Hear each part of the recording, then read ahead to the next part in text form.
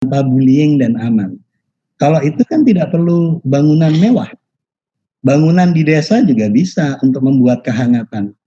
Ketika misalnya tadi Bu Jeti, Mbak Nuri, dan yang lain bilang ada banyak zona, ada banyak karya, ada banyak portofolio, ada banyak ekspresi anak-anak kita yang kemudian ditempel di dinding-dinding tetapi dengan bersih, dan kemudian anak-anak itu bisa menganggap dirinya menjadi bagian dari kelas itu. Kelas itu seolah-olah seperti kamar tidurnya sendiri. Tidak mewah tetapi hangat, nyaman, dan mampu untuk mengengage, mampu untuk melibatkan batin dari anak-anak di dalam.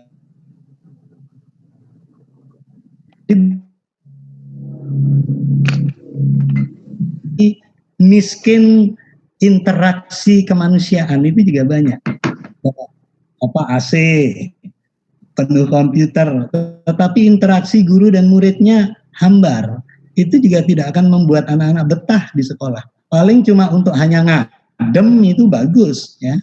Ketika di luar panas dia ngadem di kelas, bagus. Tetapi anak-anak tidak akan betah untuk selalu ketagihan di dalam proses belajar atau antusias untuk mencari keilmuan-keilmuan yang baru. Ada 4 syarat kalau saya bilang. Salah satu, bagaimana menciptakan lingkungan belajar yang positif. 1, apakah anak-anak kita itu merasa aman dan berani untuk selalu bertanya dan bereksplorasi. Jadi lingkungan sekolahnya, setting up sekolahnya dan kelasnya itu membuat anak bertanya atau tidak. Itu 1. Yang kedua, anak kita itu cara belajarnya bisa fleksibel atau tidak. Jadi setup kelasnya itu kaku, hanya tempat duduk dari belakang ke depan saja, atau mungkin setiap minggu setup kelasnya itu bisa berubah-ubah. Ada yang dengan kursi melingkar, ada yang dengan kursi letter U, ada yang mungkin tidak dengan kursi tapi ada zona pembelajaran yang grouping yang membuat anak-anak itu bisa duduk-duduk di bawah, mungkin bisa sambil rebahan di bawah. Mungkin anak-anak itu bisa keluar, jadi antara kelas, di dalam kelas dan luar kelas itu tetap terhubung proses pembelajarannya. Itu harus dibangun seperti itu sehingga anak-anak merasa memiliki, merasa bertanggung jawab di situ.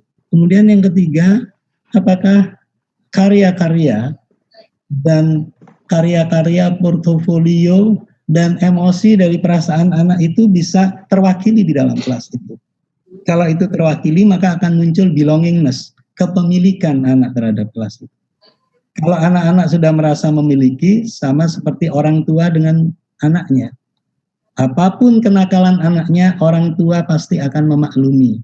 Tetapi tentunya harus dididik untuk tidak nakal. Tapi orang tua tetap mencintai anak itu.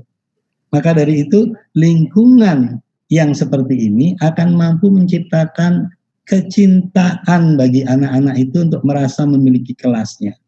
Jadi yang ingin saya sampaikan di sini adalah kelas itu tidak harus mewah. Dan yang terakhir, kelas itu mampu tidak memberikan ruang-ruang tantangan bagi anak-anak untuk bereksplorasi, untuk belajar apa saja dengan tidak takut melakukan kesalahan itu. Jadi secara fisik itu memungkinkan metodologi belajarnya itu bisa bervariasi dan penuh tantangan. Kalaupun tidak ada komputer, itu bisa digantikan. Kalaupun tidak ada komputer, siapa tahu mungkin ada anak yang menggunakan HP, kemudian HP itu bukannya di-ban untuk dilarang masuk kelas, tetapi guru bisa memanfaatkan HP salah satu anak itu untuk mengeksplorasi keilmuan dan dikaitkan dengan target kurikulumnya atau dikaitkan dengan tema belajar hari itu. Sehingga anak-anak kita SMP, SMA, MINTS, MA itu bisa paham bahwa oh ternyata gadget itu juga positif kok. Ternyata teknologi itu juga bisa digunakan untuk belajar. Dan ternyata guru saya itu menganggap teknologi itu baik saja untuk mengangkat kualitas hasil belajar kita. Jadi itu secara fisik itu jawaban saya, Abi. Ya, baik. Saya kira gini, sebelum kita lontarkan juga ke narasumber lain, karena banyak juga pertanyaan menarik, Prof, ini, yang menurut saya perlu dijawab oleh Profesor Rizal. Yang pertama, apakah sudah ada GSM untuk kelas sekolah SMA ya, atau MA, ini berarti orang guru MA atau aliyah nih. Yang kedua, apa yang harus dipersiapkan? Subhanallah.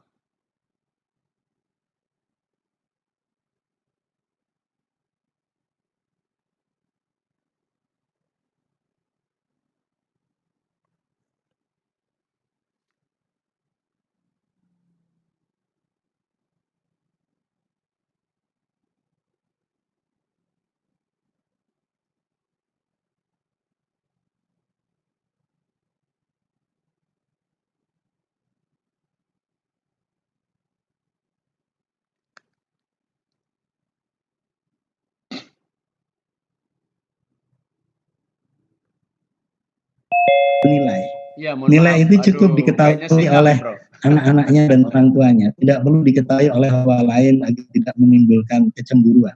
Tetapi kalau perilaku positif itu memang disebarluaskan agar apa? Agar terjadi apa? Viralisasi kebaikan.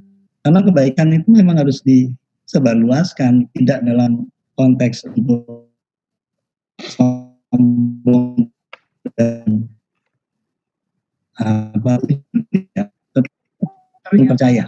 Ternyata dampaknya setelah itu, penghargaan kebaikan ini mampu menciptakan budaya perilaku positif di sebuah masyarakat atau bangsa. Dan dampak lebih jauhnya itu bisa membangun namanya trust society, masyarakat yang saling percaya satu sama lain. Nah, sebuah negara demokrasi, sebaik apapun undang-undang dasarnya, sebaik apapun undang-undangnya, peraturan presidennya, peraturan menterinya, kebijakan apapun hingga daerah, kalau tidak diikuti oleh masyarakat yang saling percaya satu sama lain, maka peraturan dan regulasi itu tidak akan bisa dikerjakan dan dilaksanakan dengan baik. Maka yang dibangun ini adalah nanti dampak ujungnya adalah trust society atau masyarakat yang saling percaya satu sama lain. Itu jawaban saya, Pak Hardi. Ya, masih ada pertanyaan lagi, Prof.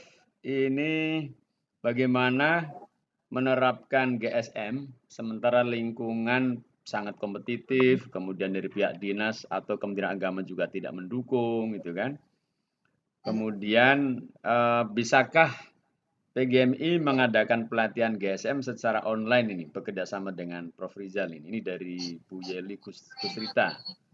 Kemudian yang tadi saya jelaskan belum ya? Ada yang bertanya bagaimana sih langkah-langkah teknis untuk mengimplementasikan GSM di madrasah? Silakan, Bro. Langkah teknis mungkin nanti bisa dijawab oleh Bu Jeti, mungkin nanti bisa, itu saya lihat Bu Jeti sudah siap, nanti minta tolong Bu Jeti yang angkat. Kalau yang lingkungan pelatihan online, saya pikir nanti bisa dibicarakan Pak Ardi. Ya. Kebetulan Pak Hairi Muri ini salah satu PIC program guru yang ada di GSR Jogja. Kita sedang merancang kurikulum dan metode training online. Karena selama ini training kita kan tatap muka. Tetapi kita lihat training online itu untuk memberikan aksesibilitas lebih bagi teman-teman yang ada di luar daerah yang mungkin tidak sempat bisa datang ke Jogja atau ke Tangerang Raya ini, Mbak Ica. Jadi kasih waktu bagi kami untuk merancang kurikulum dan metodologinya. Nanti kalau sudah siap, kita bisa kerjasama lagi dengan 3MI untuk bisa menyebarluaskan di madrasah-madrasah seluruh daerah. Mudah-mudahan nanti Mbak Ica juga bisa mensupport, ya nanti kita bicarakan saja bertiga antara Ya. Pak Ardi dan Mbak Ica. Siap. Kalau kalau yang tentang pelatih kompetitif ya. Ya. Memang salah satu tantangan terberat itu adalah ketika cara pandang, mindset para pemangku kepentingan itu menganggap budaya kompetitif akademik itu adalah salah satu utama yang harus dicapai. Padahal riset